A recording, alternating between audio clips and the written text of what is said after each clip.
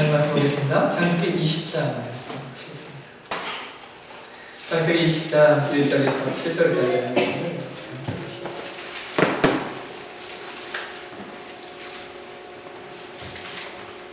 창세기 20장 1절에서 7절까지 하겠습니다.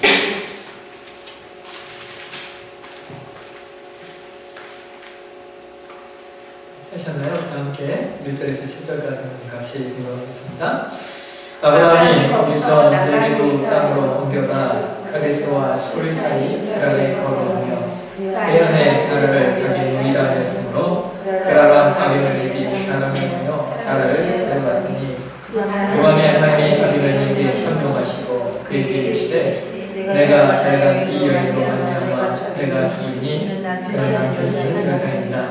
아비멜렉이 그 여인을 가까이 앉지 생각했으므로 그가 대답하되 주여 주께서 의로운 백성으로 멸하시나이까 그가 나에게 이는 내 의라고 하지 아니하셨나이까 그 여인도 그는 내 오라비라 하였으니 나는 온전한 마음과 깨끗한 손으로 이렇게 하였나이다.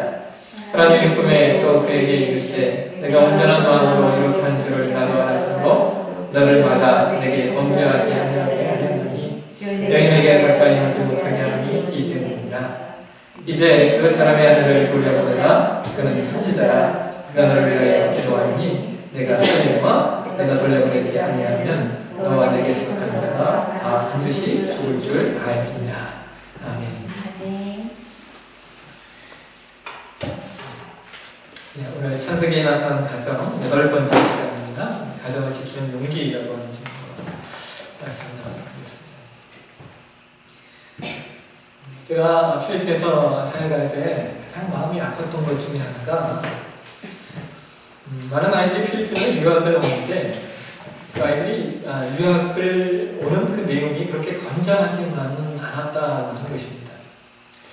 말이 유학이지 나이가 아주 어린 초등학생, 중학생, 1, 2학년 이런 아이들의 경우는 참 많은 아이들이 부모가 이혼하여 그 아이를 어떻게 할 수 없는 상황이 되니까 유학을 비밀 삼아서 보내고 한 달에 몇십만 원 이렇게 보내면서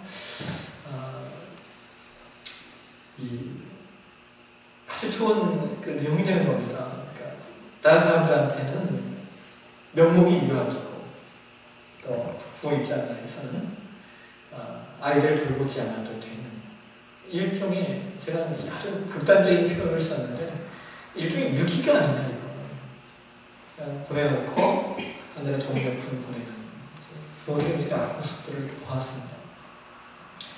예전에는 부모가 이혼하면 자식들 키우는 문제를 가지고 이제 그 법정 다툼까지 가면서 자식들 내가 키우겠다라고 하는 것이 이제 한국 부모들의 정서였는데 지금은 뭐 그렇지만은 않습니다. 점점 부모들이 서로 자식을 키우지 않겠다고 오히려 법정 싸움을 벌이는 일들이 우리 사회에 빈번하게 일어나고 있습니다.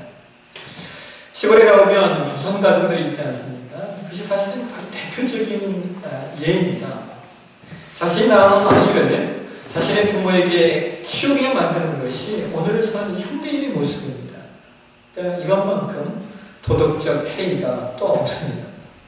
왜냐하면 그것은 그 자식만 어렵게 만드는 것이 아니라 자신의 노부모들까지 어렵게 만드는 내용이기 때문입니다. 자신이 져야 될 책임과 의무를 전가한 도덕적 해이인 것입니다. 최근에 우리나라 이혼율이 점점 줄어들고 있답니다. 좀 다행스러운 현상인데요. 근데 이혼율은 줄어드는데 한 부분만 많이 늘어나고 있습니다. 이게 뭐냐면 황혼이혼입니다. 황혼이혼. 작년에 통계해 보니까 이혼한 남성 3명 중 1명이 50세 이상의 연령이었습니다. 또 여성은 5명 중에 1명이 50세 이상의 이제 그 여성이었습니다. 그러니까 10년 전과 비교해 보면 2000년과 비교해 보면 약 1.5배 이상의 수치가 올라갔고 또 그 10년 전과 비교해 보면 한 3배 이상이 뛰었잖아요. 그러니까 20년 사이 만에 4배, 5배의 수치가 황혼이혼이 늘어난 겁니다. 근데 여러분 한번 생각해 보십시오. 50세 이상 살면 보통 일반적으로 한 20년 정도는 같이 산 부부들입니다. 20년 이상을 같이 산 부부들이 있죠. 왜 20년 이상을 산 부부들이 이혼한다? 그 이유가 뭐냐면요. 자식 때문이라는 거예요. 자식 때문에. 그러니까 이 얘기는 뭐냐면 자식 때문에 이혼하는 게 아니고 20년을 산 이유가 뭐냐면 자식 때문에 산 겁니다. 실제로 일본은요, 우리나라보다 이런 학원 이혼이 이렇게 많아지는 현상이 우리나라보다 한 10년 정도 앞섰어요. 그래서 일본 사람들 안에 유행했던 말이 이제 나이따의 이별이라고 하는 말이 일본 사회에 아주 유행하는 말이라고 합니다. 이게 무슨 말이냐면 이 나이따의 이별이라는 말이 막내 아들의 결혼식을 마치고 나이따 공항에서 아들 내외를 신혼여행을 보내면서 신혼여행을 보냄과 동시에 부부가 동시에 보냄과 동시에 갈라서 이게 이름이 나이따의 이별이랍니다. 얼마나 많은 황혼에 있는 분들이 이혼을 했는가, 그것이 일본의 문화로 자리 잡았는가를 우리는 이 용어, 나이따의 이별이라고 하는 용어 속에서 우리는 생각해 볼 수가 있습니다. 지금 우리나라에도 이와 같은 모습들이 나타나고 있다는 거죠. 그동안은 자식 새끼들 때문에 참았는데 이제 아이들 다 결혼시켜서 분가시켰으니까 이제 내가 네 삶을 살겠다라고 하는 거예요. 오늘날 자식을 돌보지 않는 세대에 비교하면 그래도 50대 이상, 우리나라 50대 이상의 삶을 사셨던 분들 가르쳐 우리가 흔히 지칭하는 용어가 베이비 부모 세대라고 지칭을 하거든요. 그러니까 베이비 부모 세대는 지금 현 시대의 사람들과 비교하면 대단히 양반인 거죠. 적어도 나의 자신들은 자신들이 책임을 지었기 때문입니다. 그런데 이 황혼 이혼의 대표적인 이유들이 이 아내들은 황혼 이혼을 선택하는 이유가 뭐냐면 남편의 가부장적 가정관, 그러니까 남편의 가부장적 어떤 가정을 이끌어가는 가부장적 사고 때문에 이혼을 선택하는 거고, 반대로 남편들은 왜 황혼 이혼을 선택하는가를 조사해 보니까 아내들의 정서적 친밀감 때문이에요. 그러니까 남자가 나이가 들면 들수록 그런 얘기 하잖아요. 남자가 나이가 들면 들수록 힘이 빠진다. 힘이 빠지면 그 안에서 사랑을 찾게 되는데 아내 입장에서 보게 되면 뭐가 되냐는 거예요. 그동안 너무 힘들었거든요. 그러니까 남편에 대한 정서적 친밀감이 없는 거예요. 그러니까 이것이 아주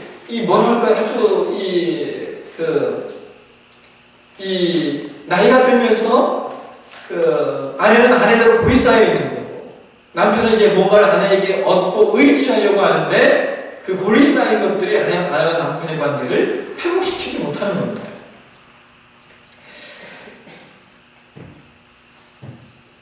중요한 게 뭐냐면 여러분 남성이든 여성이든 여러분 50대 이상이 되셔서 이혼당하지 않으시려면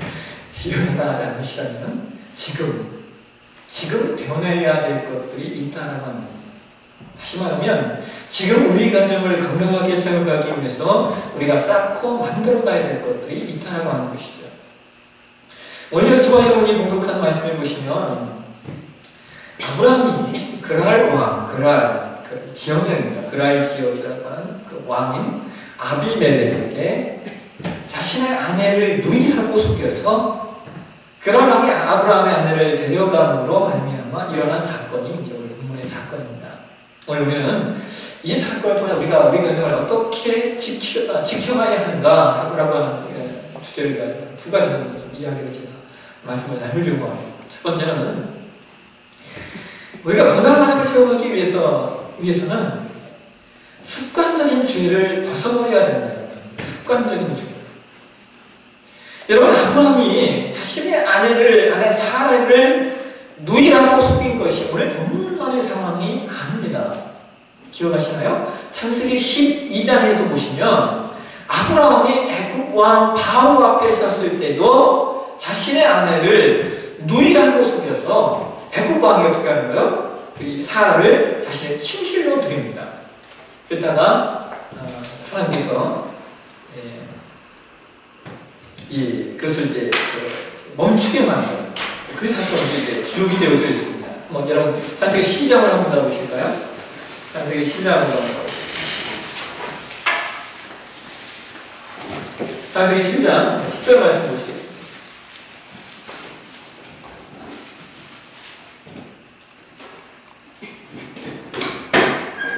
한번 10절에서 같이 한번 쭉 읽어볼게요. 읽겠습니다. 그 땅에 기근이 들었으므로 아브라함이 애굽에 거류하여 그리로 내려갔으니 이는 그 땅에 기근이 심하였습니다. 그가 애굽에 가까이 이르렀을 때에 그의 아내 사라에게 말하되 내가 이에 그를 아내다우니라. 애굽 사람이 그들을 볼 때에 이르기를 이는 그의 아내라며 나는 죽이고 그를 살리니 원하는데 그는 나의 누이라. 그러면 내가 그대로 말미암아 전전하고 내 목숨이 그대로 말미암아 보존되리라 한다.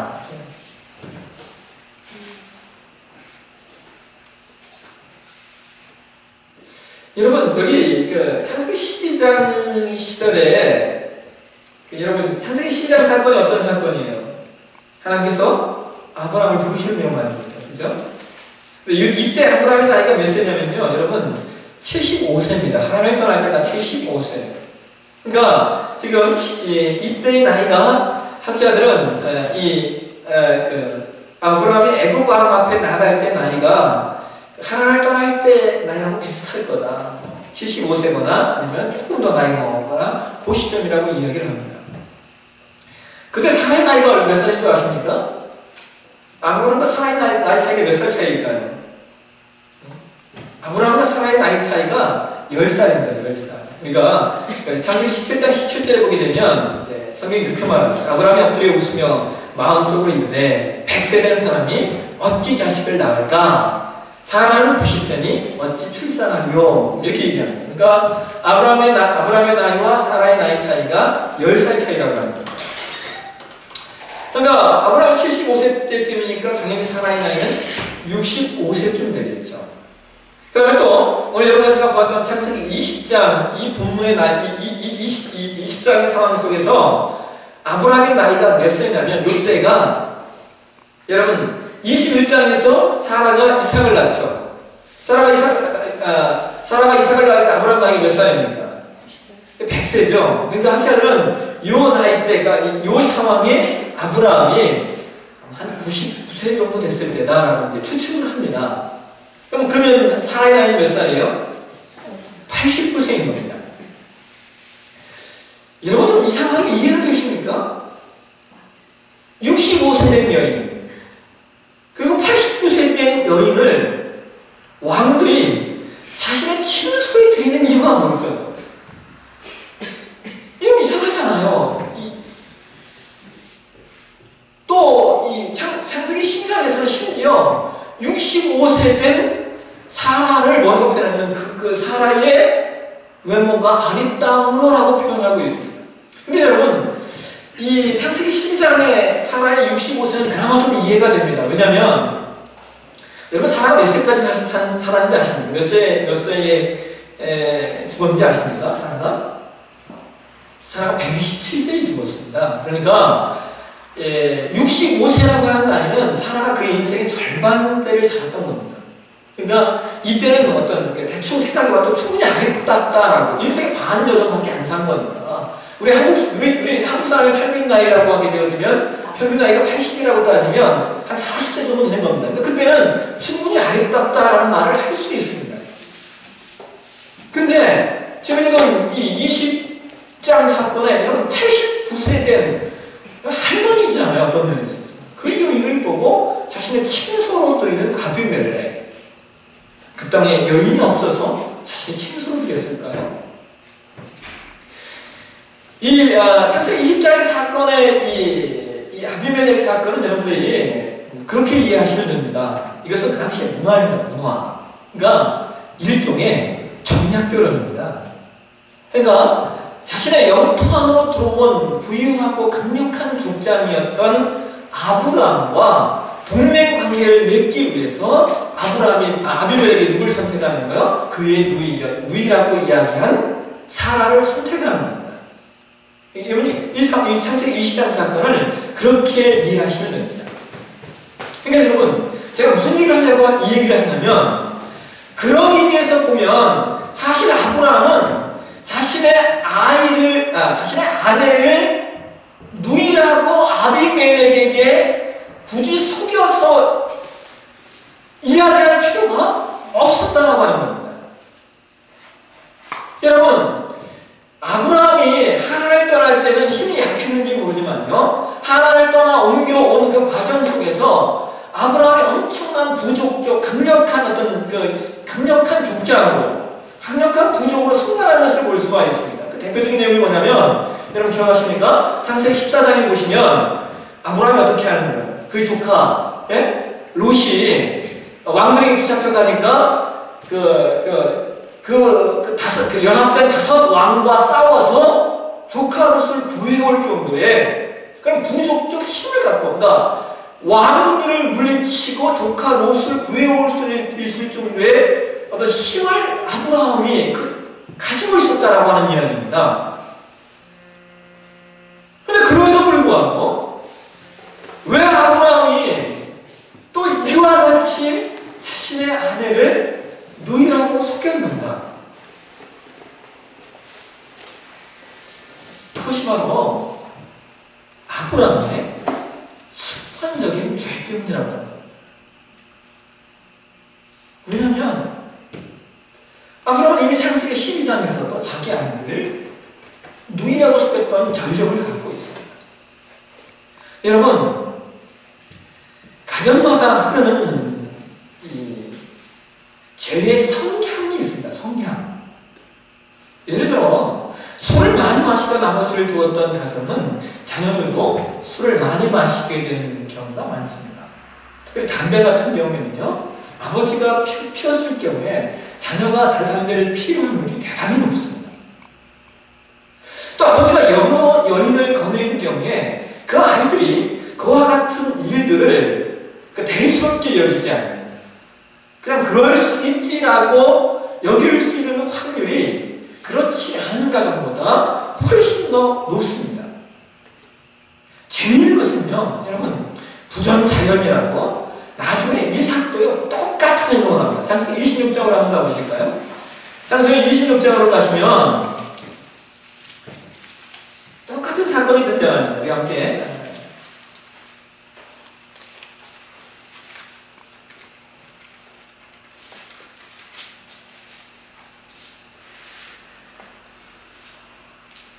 6절에서 11절 말씀 같이 한번 읽겠습니다. 시작. 이삭이 그란에 거주하였더니 그곳 사람들이 그의 아내에 대하여 묻되 그가 말하기를 그는 내 누이라 하였으니 밀가는 고기의 아리따므로 그곳 백성이 밀가로 말미암아 자기를 죽일까 하여 그는 내 아내라 하기를 두려워하였으니였더라. 이삭이 거기 오래 거주하였더니 이삭이 그 안에 밀가를 태우는 것을 블레셋 왕 아비멜렉이 참으로 본지라. 이에 아비멜렉이 이삭을 불러 이르되 그가 분명히 내 아내건을 어찌 내 누이라 하였느냐. 이삭이 그에게 대답하되 내 생각이 그로 말미암아 내가 죽게 될까 두려워하였습니다.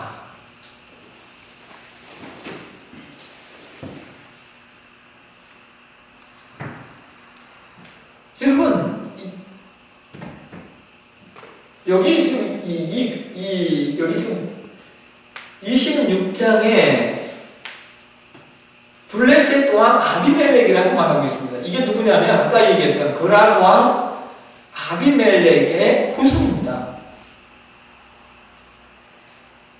그러니까 이 그랄, 아까 우리가 창세기 20장에서 보았던 그 그랄 왕 아비멜렉이 나중에 블레셋이라고 하는 족속을 형성하게 되었고, 우리가 이제 여러분 이집트 왕을 우리가 바로라고 칭하잖아요. 왕족의 이름이 이제 이집트는 바로인 것처럼 여기 이 블레셋은 아비멜렉인 겁니다. 그러니까 아버지가 자신의 누이를 아내라고 속였던 그 왕의 후손에게 이삭도 가서 아버지와 같이 똑같이 하고 있는 겁니다. 여러분, 가정 안에 흐르는 습관적인 죄의 영역이 있다라고 합니다. 아버지가 놀고 먹는 거 좋아했던 가정은 자녀들도 그와 같은 모습을 가질 수 있는 확률이 다른 집보다 높습니다. 그래서 우리는 우리 가정 안에 어떤 문화와 어떤 습관들과 어떤 죄의 성향들이 있는가를 이해하셔야 되고, 그래서 우리 가정 안에 아름다운 문화와 습관들을 만들어내기 위해서 노력하셔야 됩니다. 그래야 우리 가정이 건강해질 수 있습니다. 두 번째로 우리 가정이 건강해지기 위해서는 여러분, 우리가 우리의 힘만으로는 우리의 가정을 지킬 수 없기에 하나님을 의지하셔야 됩니다. 여러분, 왜 아브라함이 애굽 왕 바로 앞에서 또한 블레셋 왕 아비멜렉 앞에서 자신의 아내를 누이라고 속였을까요? 그것은 두려움 때문입니다. 이삭도 그렇게 말하잖아요. 내가 두려워서 그랬다. 여러분, 외국에 나가면 가장 많이 조심해야 될 것이 안전입니다. 안전 문제. 안전이죠. 가장 조심해야 돼요. 왜냐하면 나는 이방인이거든요. 아무리 치안이 좋은 나라라도 치안에 공백이 없는 나라는 없습니다. 그래서 외국 나가면, 여러분, 한국 사람들이 외국 나가면 한국 안 보고 아무도 모르니까 엄한 데 자주 가는데 절대로 그렇게 해서는 안 됩니다. 이건 자기 목숨을 담보로 하는 겁니다. 아브라함도 이와 같은 두려움이 있었던 겁니다. 근데 재미있는 것은 아브라함이 자신의 아내를 누이라 속이는 이 치사한 사건이 꼭 어느 때에만 일어났냐고 하게 되어지면 여러분, 창세기 12장이든요, 또 창세기 20장 사건이든 똑같은 내용입니다. 아브라함이 하나님께서 약속하셨던 그 땅 가나안을 떠났을 때 일어났습니다. 12장 사건도 그랬고 20장 사건도 똑같은 상황입니다. 기근과 가뭄 때문에 아브라함이 먹고 살겠다고 가나안을 떠나는 것입니다. 살기 위해서 가나안을 떠났는데 자신의 아내를 팔아야 하는 부끄러운 상황이 만들어집니다. 이 두 사건 다 하나님의 특별한 개입이 없었다면 아브라함은 자신의 아내를 잃을 수 있는 상황이었고, 나중에 그가 아내의 것이 발각되었을 때 더더욱 죽임을 면치 못하는 상황이 되었을 것입니다. 그러면 우리가 오늘 본문 속에서 강력한 교훈을 받을 수 있는 것은 하나님 백성은 하나님 안에 있어야 안전하다라고 합니다.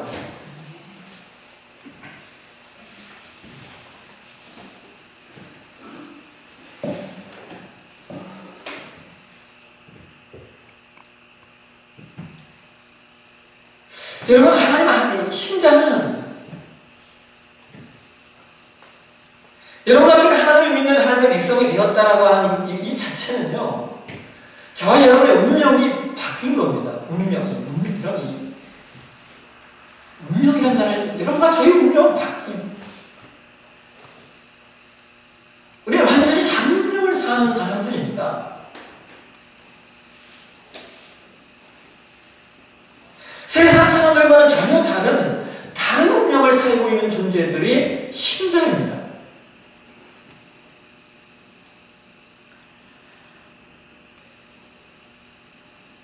우리가 신자가 되었다라고 하는 것은 우리의 삶의 태도와 삶의 방식들이 세상 사람과는 같지 않다라고 하는 겁니다.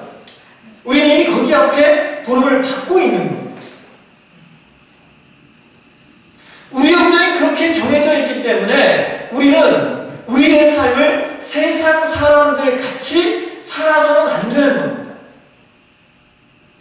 여러분, 저희 삶 가운데 왜 번민이 찾아오고 왜 마음이 무거운 일들이 있고 왜 어려운 일들이 있냐? 우리의 운명이 바뀐 상태에 있는데 여전히 우리가 우리의 삶 가운데 세상을 쫓아가려고 하니까 힘든 겁니다.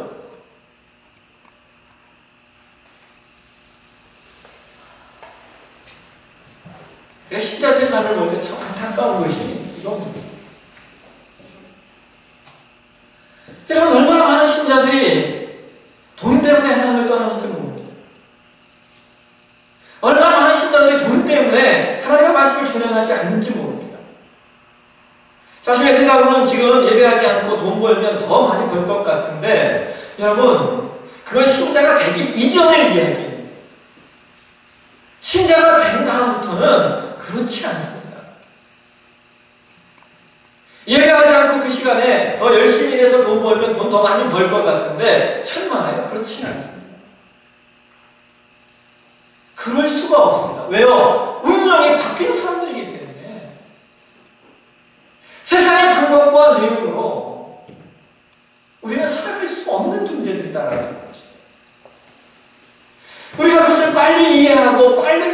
못하느냐, 빨리 늦게 하지 못하느냐에 따라서 우리의 삶의 내용들이 바뀌는 거예요.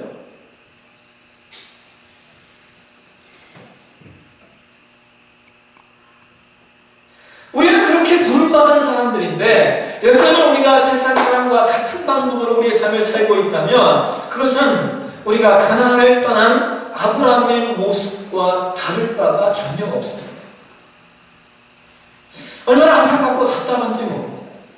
뻔히 어떻게 될 것인가가 눈에 선한데 그것을 말해주어도 이해하지 못하고 받아들이지 않습니다.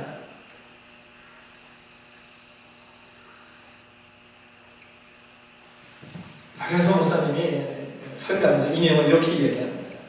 할 수 없습니다. 결국은 돼지게 얻어터지고 와야죠. 이겁니다. 결국은 할 수 없다는 거예요. 결국은 돼지게 얻어터지고 두 손 들고 올 수밖에 없다는 거예요.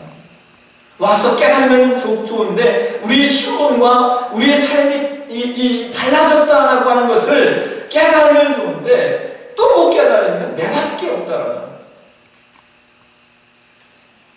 사랑하시는 여러분, 신자는 하나님의 사람으로 하나님의 방법대로 살라고 부르심을 받은 존재들입니다.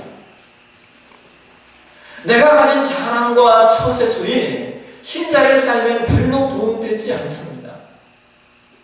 하나님께서 우리를 만지시고 또 만지시는 이유는 우리로 하나님의 사람답게 살게 하시는 목적이 있기 때문입니다. 그래서 신자는 세상 사람들이 사는 방법대로 살지 않고 세상 사람들이 추구하는 삶의 양식대로 살지 않는 것이 신자입니다.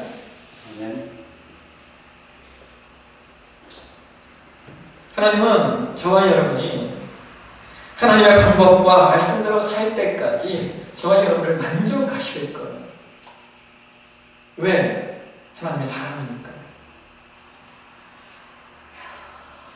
만족하실 거예요. 하나님의 사랑이니까. 내 힘으로 우리의 가정을 지킬 수 없습니다. 내 힘으로 내가 살 수 없다라고 하는 것을 우리가 빨리 깨달으셔야 됩니다. 그래서 우리가 우리의 가정을 지킬 수 있는 진정한 용기는 무엇이냐? 죄의 습관을 이기기 위하여 몸부림치고 하나님의 말씀대로 살겠다라고 결단하는 것. 이것이 진정한 용기입니다. 이 진정한 용기를 소유해서 저와 여러분이 우리의 가정을 이 어려운 세대, 이 험한 세대 신자답게 지켜가셨으면 좋겠습니다. 같이 한번 기도하겠습니다.